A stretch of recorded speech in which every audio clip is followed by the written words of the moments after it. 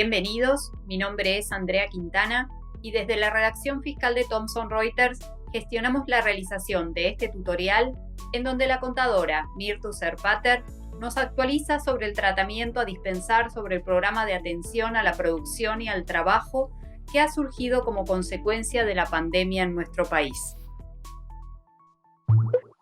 Hola, ¿cómo están en este nuevo encuentro donde vamos a ver las últimas novedades sobre el programa de atención a la producción y al trabajo, nuestro famoso ATP, para el pasado mes de junio 2020? Acá el Comité de Evaluación y de Monitoreo recomienda a través de la decisión administrativa 1133-2020 del 25 de mayo, del 25 de junio, perdón, me fui a una fecha patria, del 25 de junio del 2020, en el acta 15, que se extiendan los beneficios de este programa ATP relativos al salario complementario y a la postergación y reducción del pago de contribuciones patronales con destino al Sistema Integrado Previsional Argentino respecto de los salarios y de las contribuciones que se devenguen durante junio 2020. También recomienda complementar los criterios que fueron contenidos en un acta muy anterior, que fue el acta 10 de este comité, con relación al cálculo del salario complementario del mes de mayo, correspondiente a empresas que iniciaron sus actividades entre enero y abril del 2019, proponiéndose que tengan la opción de estimar la variación de la facturación comparando el mes de abril 2020 con el mes de diciembre 2019. En esta oportunidad, la determinación y finalmente el depósito del salario complementario estará atado al tipo de actividad, crítica o no, y a las zonas de aislamiento o distanciamiento seleccionadas. Debido al impacto y al comportamiento del COVID-19 en el territorio argentino, es que el comité evaluador decidió regionalizar al país en dos zonas, según justamente los argumentos del impacto y del comportamiento. Y además, separar actividades que en verdad tienen que ver con las actividades más afectadas, independientemente de donde se hallen geográficamente. Por ello es que a partir de junio las actividades se clasifican según la afectación crítica y la situación regional de las mismas. En el primer caso, el de la afectación crítica, son actividades que fueron afectadas en forma crítica y que deben estar incluidas en el clasificador de actividades, formulario 833, y por supuesto figurando en las actas 4, 5, 13, dentro de determinados puntos especiales. Aquí tenemos actividades culturales, de turismo, de salud, los códigos que están relacionados con los servicios de alojamiento, de hospedaje, de camping, las actividades de cinematografía. En tanto, todas estas se consideren actividades alcanzadas en forma crítica y con independencia de la cantidad de trabajadores y con independencia del lugar en donde se desarrollen, el salario para poder disponer el salario complementario del mes de junio, vamos a ver que el salario neto va a resultar el equivalente al 83% de la remuneración bruta devengada en el mes de abril, exteriorizada en la declaración jurada de los aportes y contribuciones con destino a la seguridad social en el formulario 931, que corresponde al periodo abril. Acá el salario complementario a asignar debe resultar equivalente al 50% del salario neto. Y el resultado así obtenido no va a poder ser inferior a la suma equivalente a un salario mínimo vital y móvil, ni superior a 2 salarios mínimos vitales y móviles. La sumatoria de este salario complementario no puede ser mayor a el salario neto del mes de abril. En la próxima filmina nos vamos a encontrar con las actividades, pero los trabajadores y trabajadoras aquí que desarrollan actividades en lugares de aislamiento social, preventivo y obligatorio, lo que conocemos como ASPO. Acá el beneficio corresponde a las empresas que también, con independencia de la cantidad de trabajadoras, desarrollan como actividad principal algunas de las que están incluidas en las actas de este comité, conformadas por decisiones administrativas emitidas hasta la fecha y que a su vez en el punto 8 de este acta se excluyan a las primeras, es decir, a las que son actividades críticas. Y en este aislamiento social preventivo nos encontramos con el aglomerado urbano denominado Área Metropolitana de Buenos Aires, el AMBA, el departamento de San Fernando de la provincia de Chaco, los departamentos de Bariloche y General Roca de la provincia de Río Negro, el departamento de Rawson de la provincia del Chubut y en la ciudad de Córdoba y su aglomerado urbano de la provincia de Córdoba. Y con respecto al salario complementario, acá encontramos el mismo tratamiento que para las actividades críticas. En cambio, para aquellas actividades que se desarrollen en lugares considerados distanciamiento social preventivo y obligatorio, es decir, en las zonas DISPO, también con independencia de la cantidad de trabajadores y trabajadoras, mientras que se desarrollen como actividad alguna de las principales que estén incluidas en las actas del comité, que fueron ya conformadas por decisiones administrativas que se han emitido hasta la fecha, y agregando, ampliando una actividad que es la actividad de minería no metalífera y excluyéndose a las actividades críticas, nos quedan todas el resto que sí están dentro de este distanciamiento social, preventivo y obligatorio. Y aquí el tema del salario complementario para junio 2020 también se diferencia de los casos anteriores en que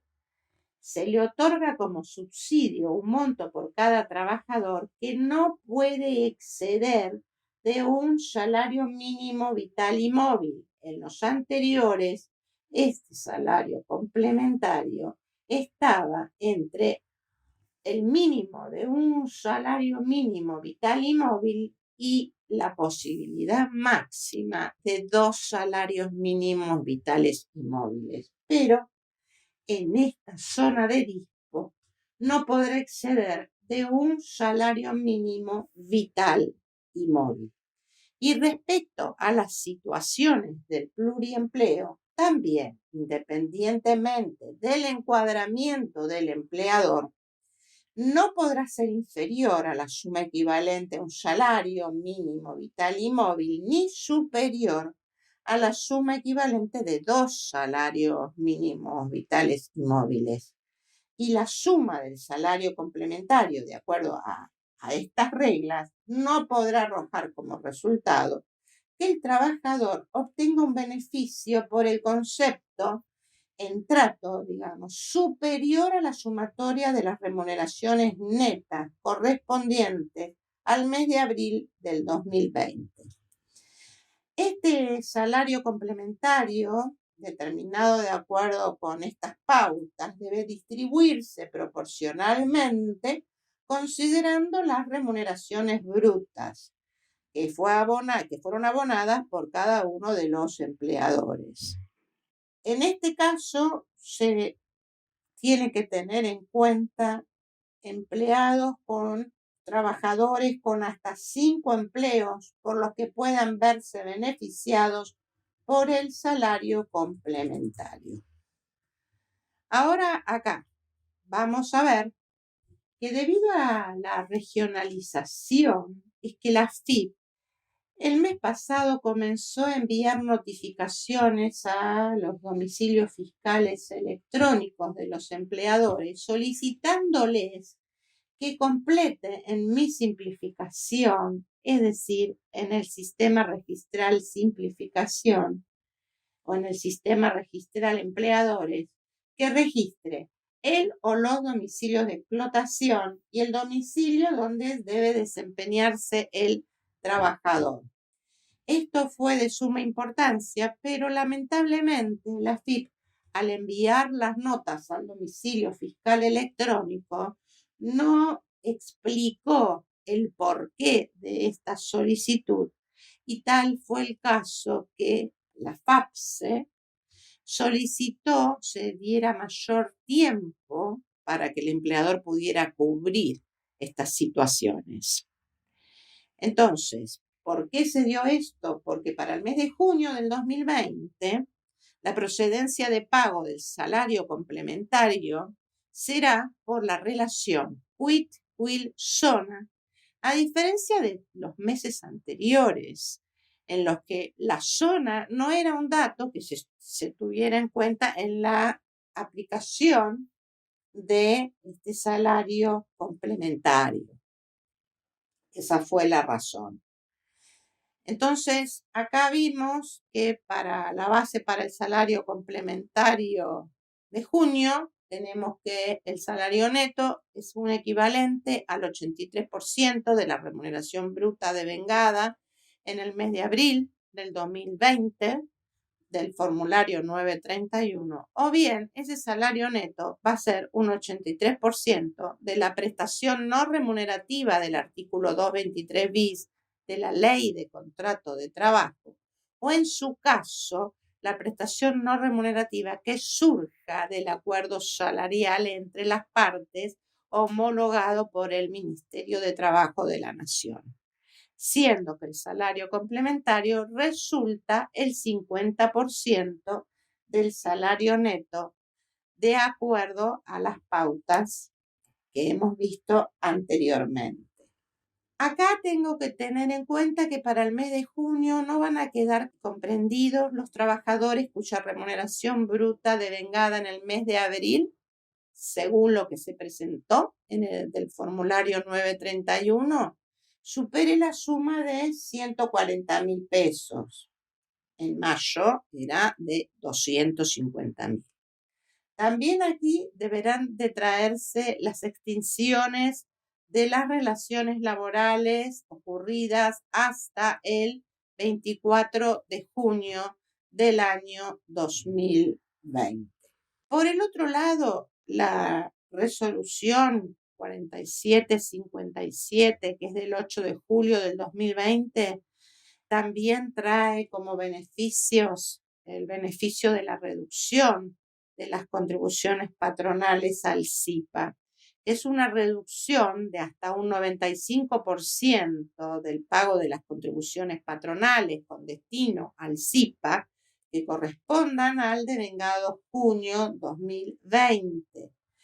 Esto es aquellos empleadores que en el sistema registral estén caracterizados con el código 461, beneficio del decreto 332-2020, reducción de contribuciones, seguridad social,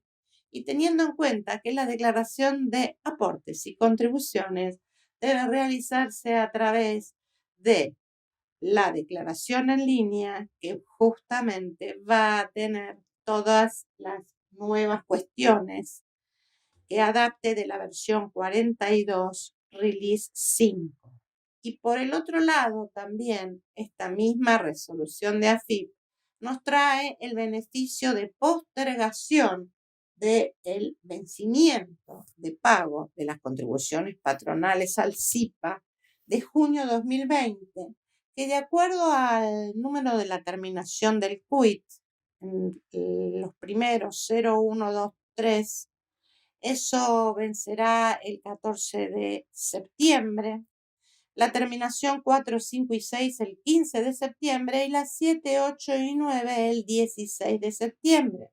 Y estos empleadores estarán caracterizados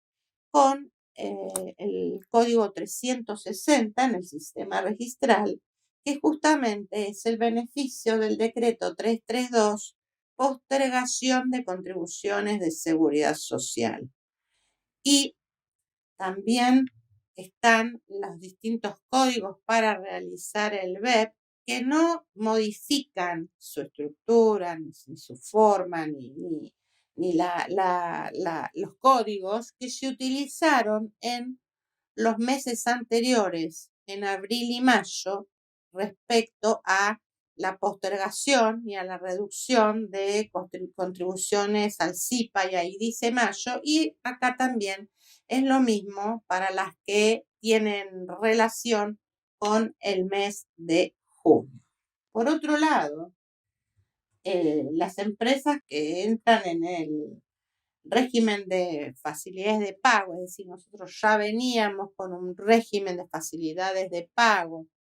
en donde nos daban la posibilidad de pagar en forma de cuotas mensuales y consecutivas 8 cuotas máximas, cancelar las contribuciones patronales de SIPA de los periodos devengados en marzo, abril y en mayo, y ahora la única diferencia es que se agrega esta oportunidad para esas contribuciones patronales SIPA del periodo junio,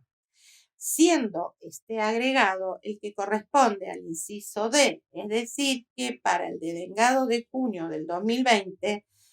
esta oportunidad de incluirlas en este régimen de facilidades de pago está previsto desde el 1 de septiembre hasta el 31 de octubre del 2020, inclusive ambas fechas.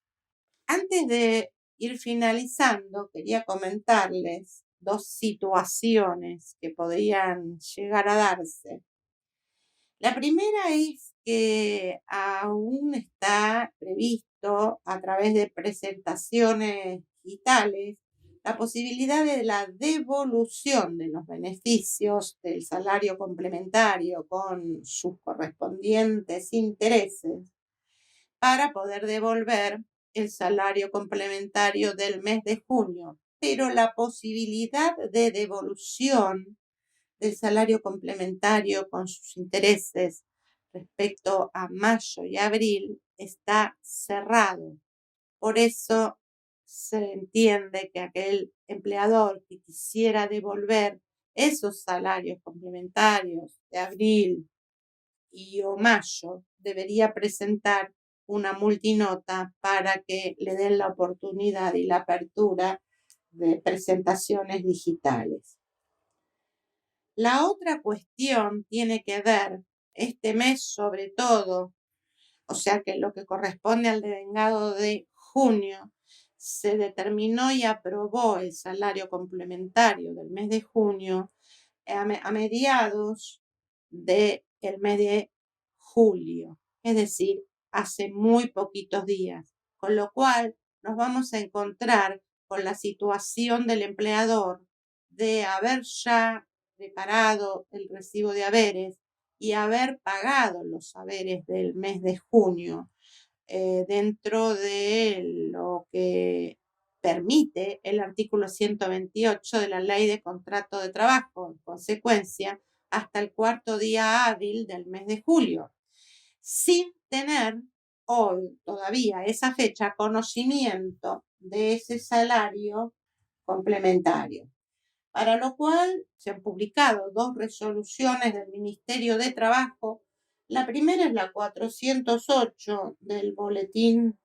del 8 de mayo del 2020, adelantándose a esta situación y ya previendo las situaciones del mes de mayo. Y la última, la resolución del Ministerio de Trabajo, la 558 del boletín del 3 de julio, en donde en esta última se dispone textualmente que los empleadores que hubiesen efectuado el pago total o parcial de haberes en forma previa a la percepción por parte de sus trabajadores dependientes del beneficio del salario complementario instituido por el decreto 332 y sus modificatorios, cuyo monto sumado el pago del beneficio del salario complementario correspondiente al mismo mes de devengamiento supere la suma que le hubiere correspondido percibir a cada trabajador por parte de su empleador, podrán imputar el excedente a la cuenta del pago del salario complementario al mes siguiente. En caso de que los empleadores hubiesen abonado la asignación en dinero prevista en el artículo 223 bis de la Ley de Contrato de Trabajo y se diera en la misma situación descrita en el artículo precedente, podrán computar el monto excedente a cuenta del pago de la asignación en dinero o al salario correspondiente al mes siguiente. Y cuando el ATP es mayor al sueldo neto, se va a proceder de la misma manera. Y respecto a la postergación específica en cuanto a el régimen de facilidades de pago, tengan en cuenta que por el mes de junio los vencimientos de ese régimen van a estar dados el 14 de septiembre, el 15 de septiembre y el 16 de septiembre del 2020. Respecto a el crédito a tasa cero, la única diferencia hasta el momento es que se ha prorrogado hasta el 31 de julio. Los monotributistas y autónomos pueden iniciar el trámite a través de la página web de AFIP. ¿Qué es lo que se requiere? Una clave fiscal con nivel de seguridad 2, tener registrado el domicilio fiscal electrónico y el monto máximo previsto para este crédito a tasa cero es de 150.000 pesos. El monotributista o el autónomo que ingrese a través de la página web tendrá que indicar el monto del crédito que solicita, lo cual tendrá que ver con la categoría monotributista o autónomo en la que se encuentra. Además, deberá ingresar los datos de la tarjeta de crédito y un correo electrónico para que luego la entidad bancaria que le conceda el crédito se ponga en contacto con este contribuyente monotributista y o autónomo. Muchísimas gracias